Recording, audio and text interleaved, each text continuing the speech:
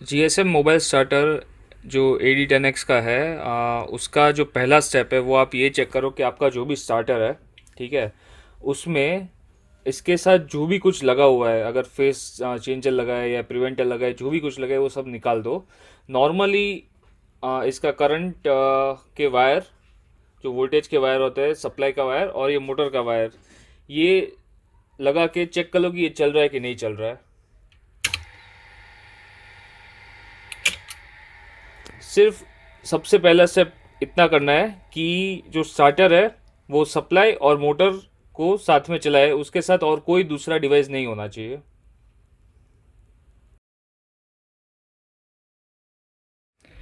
सो अभी दूसरा स्टेप है कि आप इसकी सप्लाई को बंद कर दो स्टार्टर की, और जो अपना डिवाइस है उसमें RYB को कनेक्ट कर दो एज पर द मार्किंग्स, जो यहाँ पे भी दिखाया गया है। RYB आपको कनेक्ट करना है, और ये RYB के वायर को आप स्टार्टर के जो सप्लाई का वायर है उससे कनेक्ट कर दो।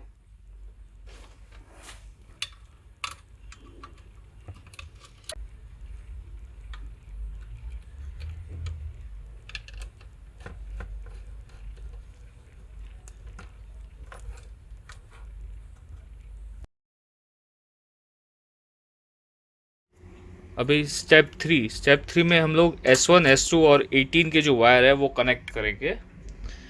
तो S1 S2 और S3 का अभी हमें एक वायर लेना है ऐसे, जो एक साइड होगा वो कनेक्ट होगा हमारे GSM स्टार्टर से पहले।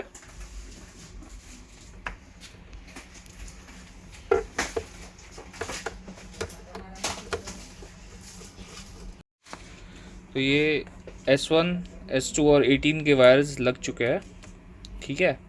अभी यही वायर हम लोग कनेक्ट करेंगे स्टार्टर के अंदर। ये कैसे कनेक्ट करना है वो मैं आपको दिखाता हूँ।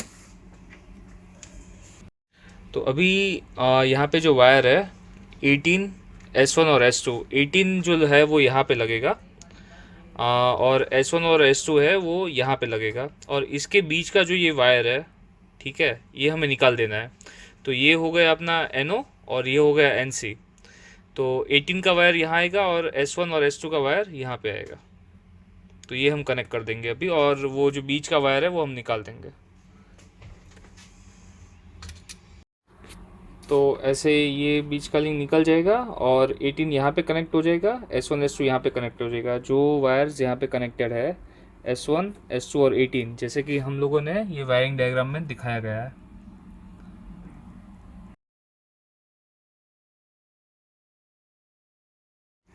स्टेप 4 ये होगा कि ये जो कॉइल है आपके पास, ठीक है, ये कॉइल में से एक वायर, जो मोटर में जो वायर जा रहा है, ठीक है, इसमें गलती ना हो, मोटर में जो वायर जाए, तीन में से कोई भी एक वायर इसमें से पास करना है, और इसका जो वायर है कॉइल का, ये हमें कनेक्ट यहाँ पे करना है C1 और C2 में, ठीक है। जैसे ये वायरिंग डायग्राम में दिखाया गया है वैसे हम लोग इसको कनेक्ट कर देंगे अभी। तो अभी हम लोग मोटर का ये वायर कॉइल में से पास करेंगे। अब देखना कि कॉइल में से कैसे पास करना है, वो भी एक इम्पोर्टेंट फैक्टर है। इसको एक पूरा आटी डाल के उसको डालना है।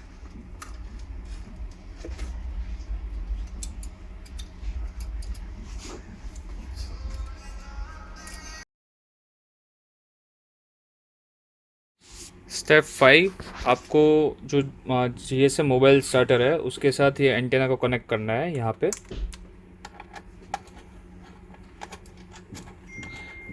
ध्यान रखिए ये टाइट कनेक्ट होना चाहिए, और आपको एक सिम कार्ड लेना है, ठीक है। ये एक्टिव सिम कार्ड होना चाहिए, इसमें SMS और कॉलिंग वगैरह सब चालू होना चाहिए। एक बार ये सिम कार्ड को अपने फ़ोन में डाल के एक बार चेक कर लेना कि ये एक्टिव सिम कार्ड है। उसके बाद ये सिम कार्ड को हमें यहाँ पे लगाना है इस तरीके से। तो ये हमारा एंटेना और सिम कार्ड लग चुका है, और इसके बाद अभी हम लोग इसको मेन पावर देंगे।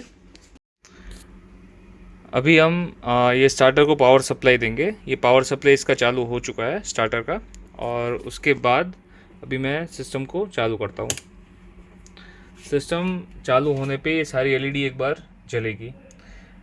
करीबन 10 सेकंड के बाद इसमें से जो नेटवर्क और हेल्दी पावर है उसकी एलईडी हमें दिखाई देगी और दूसरी बंद हो जाएगी। जो नेटवर्क की एलईडी है वो कितनी बार ब्लिंक होती है उसके ऊपर से हमें पता चलता है कि उसका नेटवर्क कितना अच्छा है। जैसे कि ये हमें यूज़र मैनुअल में दिखाया गया है कि 4 ब्लिंक हो तो अच्छा है, 2 ब्लिंक, 3 ब्लिंक और 1 ब्लिंक। और जो उसके नीचे का एलईडी है उसमें जैसे लिखा गया है कि अगर हेल्दी पावर होगा तो ये पूरा ऑन रहेगा, अगर फेज़ का फॉल्ट होगा कि फेज़ उल्टा डाला है तो वो ब्लिंक करेगा। तो जैसे कि हम देख सकते हैं यहाँ पे पावर अभी हेल्दी है, ठीक है, फेज़ रिवर्स नहीं है। अगर ये ब्लिंक कर रहा हो तो आपको जो अपना RYB है वो फेज़ आपने गलत दिया होगा, तो उसको आपको सही करना है। तो नेटवर्क भी अच्छा आ चुका है और हेल्थ पावर भी हेल्दी है।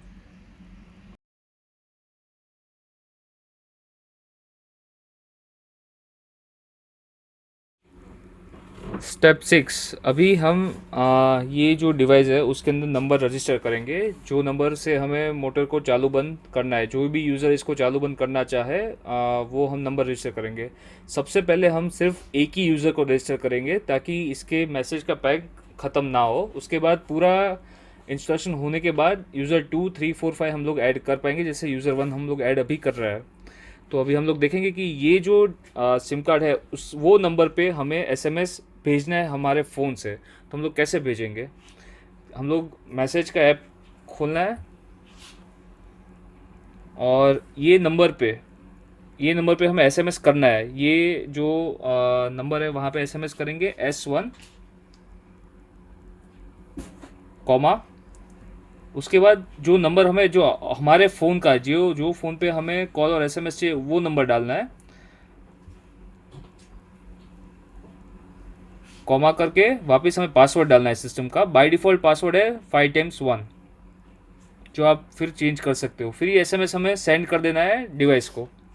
तो ये डिवाइस को जब एसएमएस मिल जाएगा ये नंबर को रजिस्टर करेगा अगर आपका पासवर्ड वगैरह सही है, और ये रिप्लाई देगा आपको कि यूज़र रजिस्टर हो चुका है। ऐसा आपको रजिस्ट्रेशन सक्सेस का मैसेज आ जाएगा।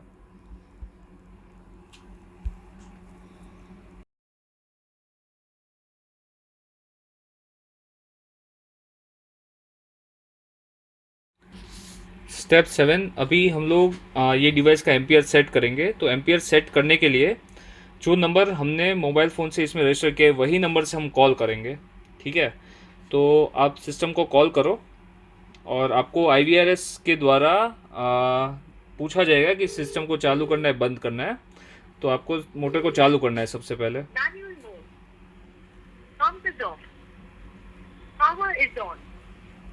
Press 1 to turn on pump in auto mode. Press 2 to So, turn on pump. सबसे पहले हम मोटर को चालू करेंगे 1 दबा के। उसके बाद Press 2 for main menu. ये जो बटन है सेट का बटन है, ठीक है, उसको लॉन्ग प्रेस करना है जब तक यहाँ पे 5 बार एलईडी की ब्लिंक ना हो। Pump is on. Auto mode. इसको दबा के रखना है अपने को। Press 0 for main menu. Pump is on. Auto mode. Press 0 for main menu. Pump is on. तो जैसे कि आप देख पा रहे हो कि ये जो एलईडी है वो 5 बार ब्लिंक हो रही है अभी। तो ये होने पे आपके एम्पियर सेट हो जाएंगे।